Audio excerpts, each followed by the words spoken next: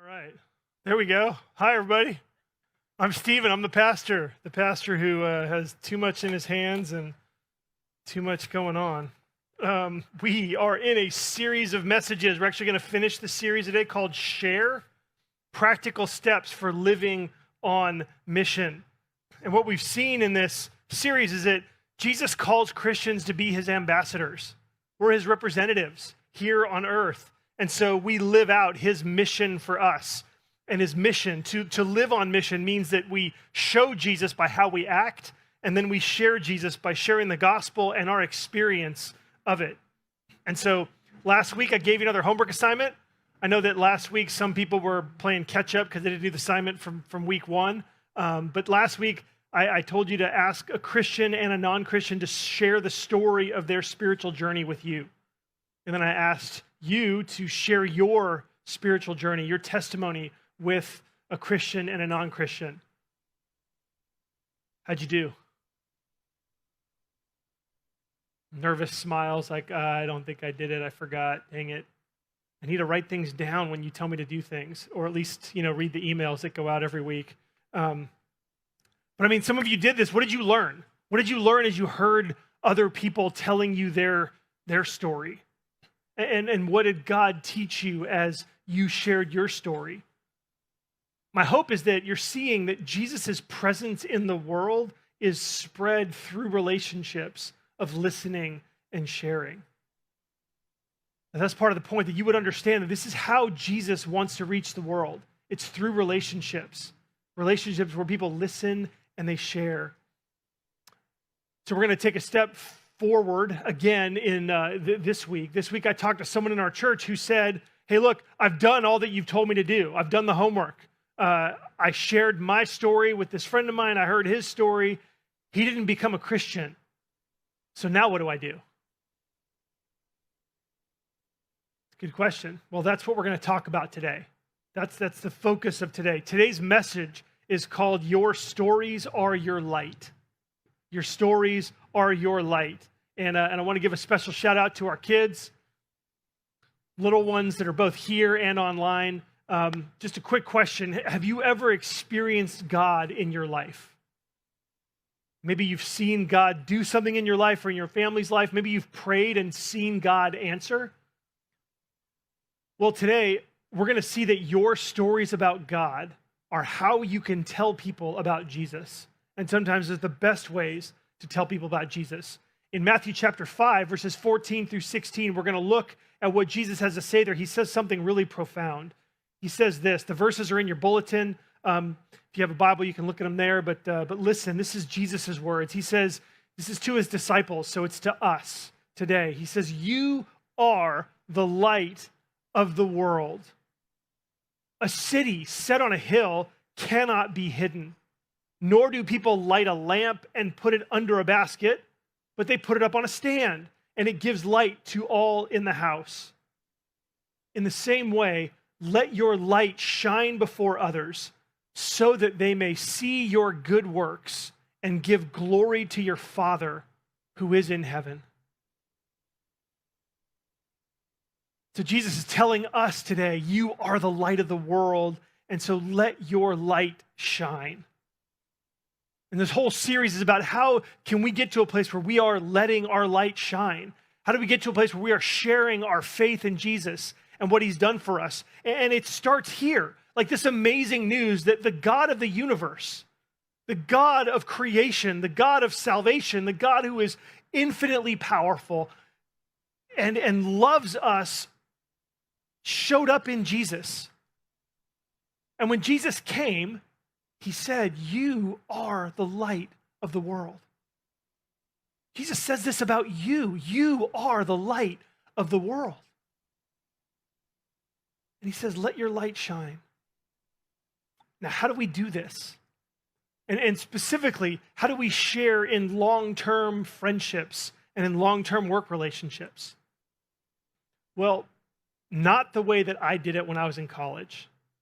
Okay, some of you have heard me tell horror stories of me as a freshman in college. I was annoying and obnoxious. I was one of those people, I read Romans 10:17. You know what it says? It says, faith comes by hearing, and hearing the message of Jesus Christ. And so I thought, oh, well, if people just hear, then eventually they'll believe. So I thought, okay, well, so if I tell somebody 100 times, eventually it'll get them closer to the point where they're going to believe. And I just thought, all right, at any moment, I should bring up Jesus because they'll hear and the verse says they'll believe. That's what the Bible calls zeal without knowledge, okay? I was so obnoxious. I would bring up the Bible or Jesus at random times, at annoying times. And again, if you've heard me tell this story, if you've been around, but like the person who lived in the dorm room next to me, she sat me down, she's Jewish, and she's like, Stephen, look, I'm glad you're happy about your faith, but if you ever want someone to actually believe what you believe about Jesus, you need to shut up. Like, you talk way too much, and it's annoying. It doesn't make sense. It doesn't fit the context that we're in, and it's just, like, you're a really bad example. And I was crushed, and so that's not how you do this, okay? That's not how we are supposed to engage in long-term friendships and work relationships. And so, well then, if that's not how to do it, how do we do this? Well, I want to recommend to you again, this is a book called Workplace Grace. Workplace Grace. I recommend this because this is the best book I have read on this matter. And it has 2 practices that are the best way to shine your light. 2 practices that are the best way to share your faith in long-term relationships. And those 2 practices are faith flags and faith stories. Okay, faith flags and faith stories make up some of the best parts of this book. And so we're going to talk about those 2 and then how they relate, because my hope is that you will develop the habit and the practice of faith flags and faith stories in your life and in the relationships that you have. So in this book, on page 82, this is what the author says. He says, we need to learn to tell stories to people about our own experiences of God and our own experiences with God. We need to share with people principles in the Bible that has changed our lives, our families, our careers. These stories resonate with non-Christians' longings, and they allow us to connect on an emotional level. He goes on, he says, a story portrays truth in a tangible and an authentic way. It opens a window for non-Christians to get a glimpse of what it's like to be a person of faith, and it can give them a reason to rethink negative notions that they might hold about Christians and Christianity. And also, people remember stories. When the conversation's over, they have an opportunity to ponder the story at their own pace. And so, faith flags and faith stories, these are non-threatening tools that harness the amazing power of storytelling. And they help create curiosity about faith, and they open doors for further discussion. Okay, so faith flags and faith stories. Let's talk first about faith flags. Okay, what is a faith flag? Here it comes. A faith flag is a brief mention or statement about God, the Bible, or prayer in natural conversation that communicates that you have a spiritual dimension. Okay, so you're briefly sort of raising the flag. That's why they call it a faith flag. You're briefly raising the flag that you are a spiritual person. And so that God or the Bible or prayer is important to you. Okay, so let me give you just some examples. So if someone expresses concern about a child, about their child, you could say something like this: hey, I'll cover you anytime you need to leave work and take your son to the doctor. I'll also pray for your son. That's it, right? Someone shares with you something about their son. You just immediately say, look, any way I can help, and I'll be praying for your son. That's a faith flag, because you're just making it clear that you're a person who prays. So here's another example. If you do a presentation at work and someone compliments your presentation, you might say something like this: thanks for your encouragement. If you only knew how petrified I was this time yesterday, but God calmed me down and helped me focus. And that's it. You let the conversation continue. Okay?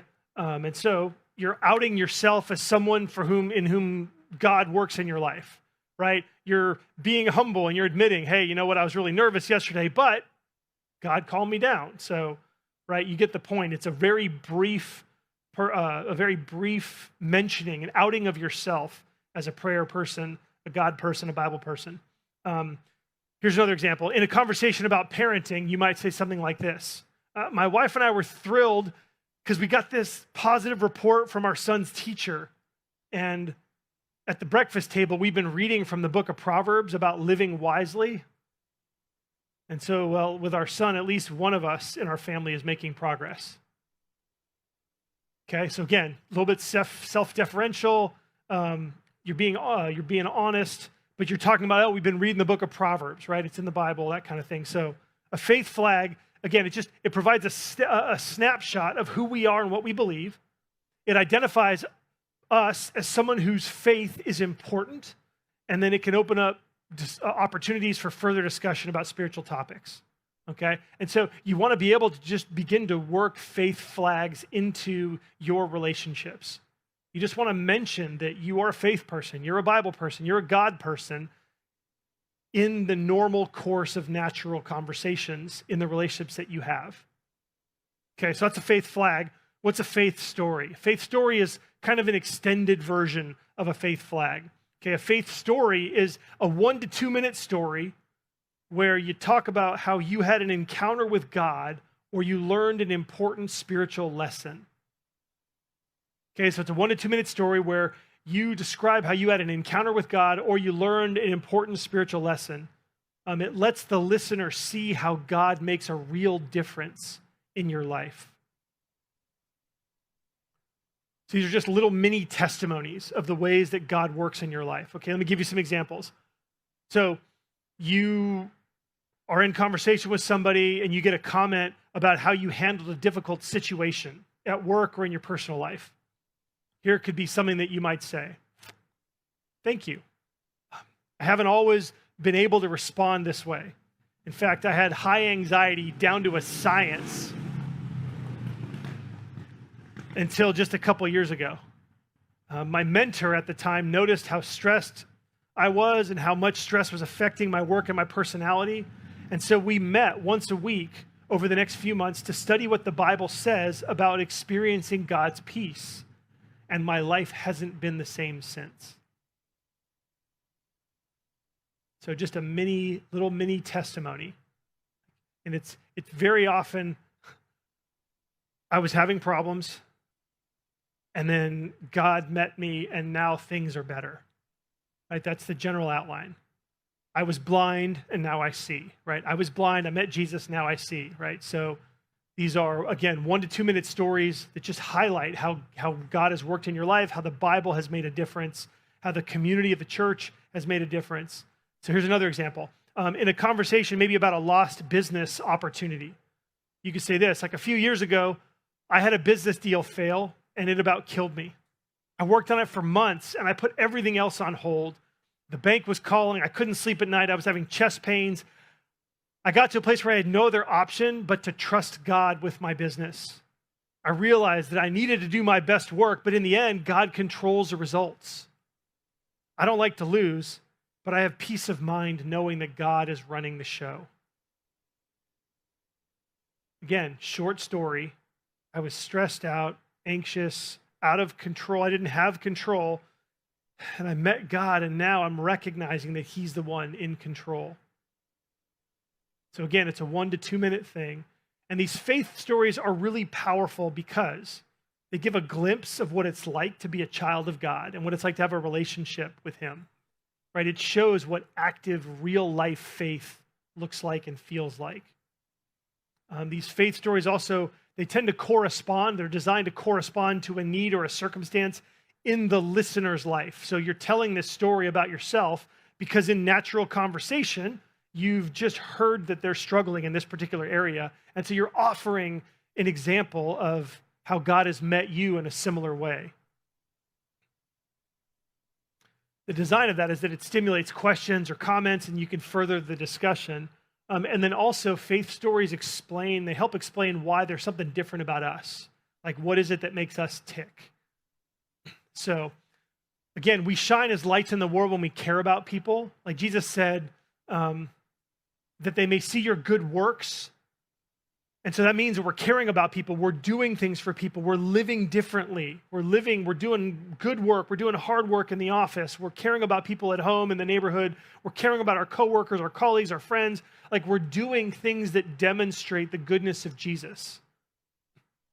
But then faith flags and faith stories are the way that we give other people the chance to give glory to our Father who's in heaven. We want to out ourselves consistently that we're Christians. We want it to be known that we're people of faith, that we love Jesus, that he makes a difference in our lives, so that people can see the difference that he makes, and it invites them to explore and ask us more about who Jesus is and how he might change their lives. And so here's our homework assignment. Homework assignment for this week. You can probably guess what I'm going to have you do. Okay, this is so that we can get better at sharing our faith, because that's what we're working on right now. Trying to get better at sharing our faith. If you're really good at sharing your faith already, you do it all the time, it's consistent, a part of your life, you don't have to do this homework assignment. You're free, right? But for the rest of us, here's the homework assignment.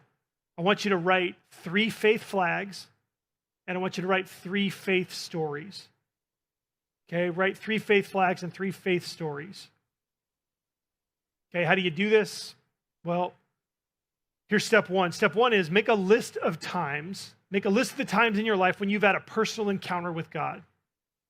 Okay, just make a list of those times that you feel like God has shown up in your life. You've experienced him, you've had an encounter with him. So this could have been an instance where God did something meaningful or significant in your life. It could be a time when you knew that God was working. Like, you just knew he was working. It could be a time when you had an experience where you were convinced that God loves you.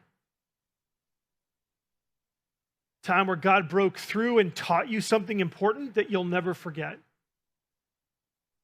Or a time when maybe God worked through you to accomplish his purposes. We got a text yesterday from Jamie. She's my oldest daughter, lives up in Sacramento. And she said, "Hey, y'all, you know how God does crazy things in my life with money?" She's like, "Well, it happened again." She said, "I had to take my car in last week, and it was a real bummer because I needed to get certain things fixed, and it cost like $600. And so she's like, I paid for it. And then this week, a friend of the woman who's discipling me," how'd this work? I should just read the text.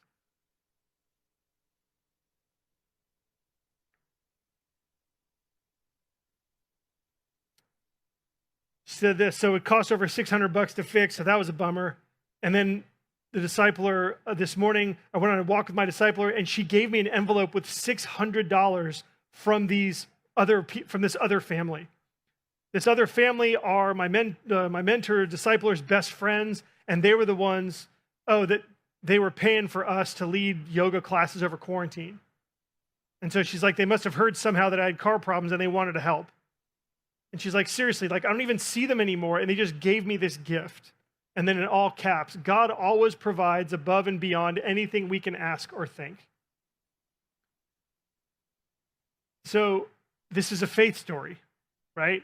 My car needed to get fixed. I had to pay for it, great, ridiculous amounts of money. And then all of a sudden, God blessed me through the church.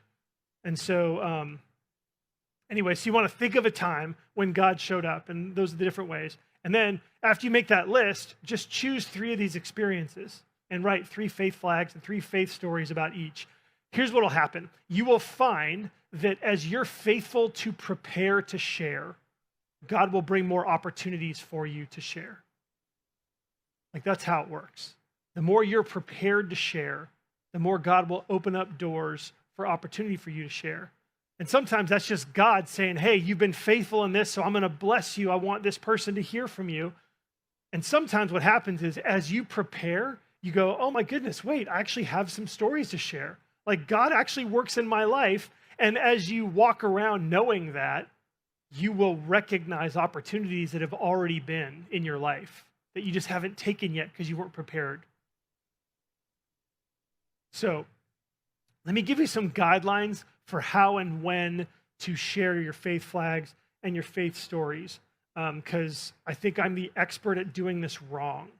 Okay, I've done this wrong literally hundreds of times.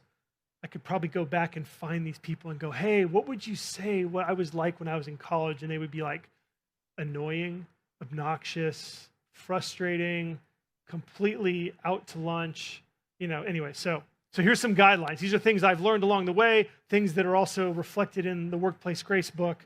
I used to freak out when weird things would happen as I was preaching or sharing in front of people. But then I realized that God loves me, and even if my book drops, it's not a big deal. And so now when things like this happen, God's with me, so I don't mind so much. There's a faith story. Okay. So some guidelines here. First, make it fit. Make it fit. Okay, make it a natural part of the conversation. You're being intentional, but it's not contrived, it's not random. It relates to the topics that are being brought up. Okay, so again, this is just simply expressing the reality of faith as it relates to the conversation, right? So whatever stories you have, if you've got an experience of God that relate to what you're talking about, you can share. Okay, but make it fit. 2, keep it short.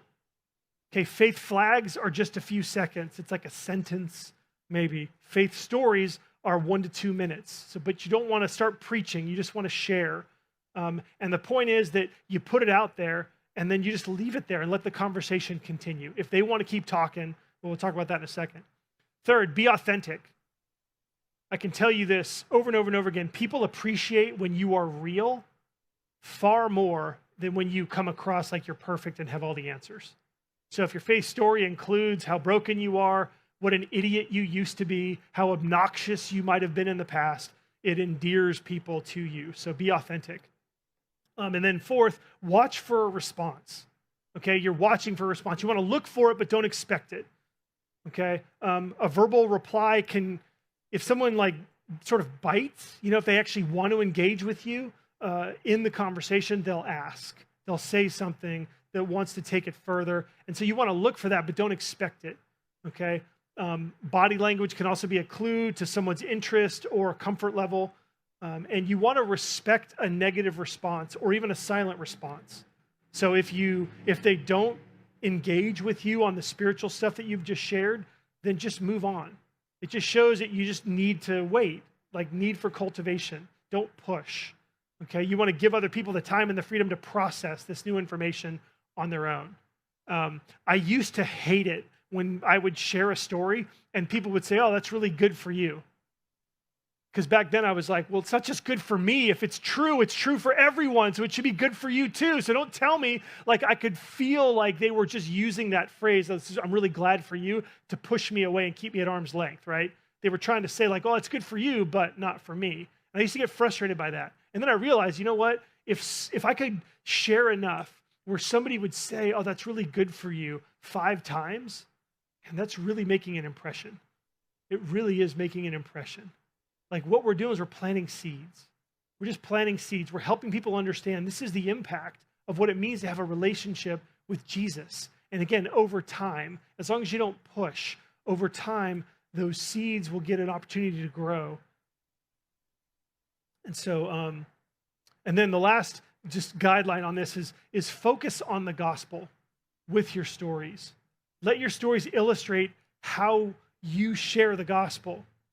Okay, and so what do I mean by this? Well, like, think about the way that you share the gospel with people and let your stories and your faith flags kind of illustrate how you share the gospel. So what do I mean by that? Well, if the gospel is that Jesus gives you a new heart, a forgiven past, and a God-filled present that makes you a blessing to others, right? The threefold blessing of the gospel. You get a new heart, you get a forgiven past, and then you get a God-filled present that makes you a blessing to others. If that's the gospel, then frame your faith stories as example of those 3 things. Okay, there's stories that show that Jesus has given you a new heart. I used to be this way, and then Jesus gave me a new heart, and now I'm like this. Or there's stories that give you peace and joy from the forgiveness of God, or how God has helped you to become a blessing to others. if your stories sort of fit the frame of how you share the gospel, it'll be even more natural than when you share the gospel with people. And so you want to focus on the gospel. So God, he wants us in these relationships so that we can shine the light of our relationship with him. So our long-term goal is to love people the way that Jesus does. And part of loving people, like Jesus wants you to love people so much that they would understand and be blessed by your faith. And so faith flags and faith stories, these are the steady planting and the watering of seeds of your faith that over time will produce fruit. One pastor told me something, gosh, it's been probably about 15 years ago. He said, look, God just wants you to live with dozens of people in normal life. So in your home, your neighborhood, your community, your workplace, your church, he just wants you overlapping with dozens and dozens of people in your life. And you need to love them and just live with them and do your life with Jesus around them so that when their life falls apart, you're one of the people they'll come to because you've got something that they think they need. I've just never forgotten that. So I want to close with this. Some of you might be thinking, okay, Stephen, my faith stories, I feel like my faith stories they're all from a long time ago. Or I don't have any faith stories that I can remember at all. If you feel that way, I want to tell you, this is why we need to be following Jesus every day.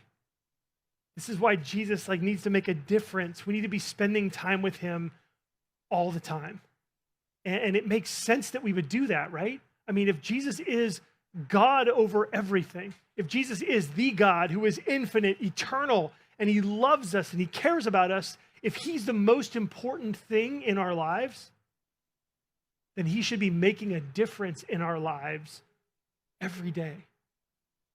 Every day, if Jesus is the most important thing in your life, then every day he will make a difference in what you choose to do or why you choose to do it. And so you need to pursue Jesus. If you don't have any faith stories, spend time with him. Bring your cares and your concerns, bring your joys, bring your life before him and include him in it. One night this week, I was falling asleep and I just started thanking God that he was loving authority over me. I was just thanking God that I have an authority in my life who knows everything and knows what's best for me. And I was just so thankful. I was so thankful that God is my heavenly Father and that he uses all of his authority to care about me and to lead me in the best possible life that I could possibly live. And it was just because I was praying, and then I fell asleep, because that's what happens when I pray as I'm trying to fall asleep. But I just, again, every day, the God of the universe has reached out to you in Jesus, and we have his word here. We have his word. We have his life. We have lives that desperately need his wisdom, his insight, his presence, his love, his peace, his ability to love people, his ability to carry pain, his ability to, all of this. It's Jesus. And he loves us and wants to share himself with us. And so I want you to go to God. I want you to spend time with him. Learn this week, grow this week, focus this week, deepen your understanding of who he is. This is what the Bible means when it tells us to work out our salvation with fear and trembling, because God is at work in us. And if Jesus matters to you more than anything else, then you'll have a faith story every week that you can share. Let's pray.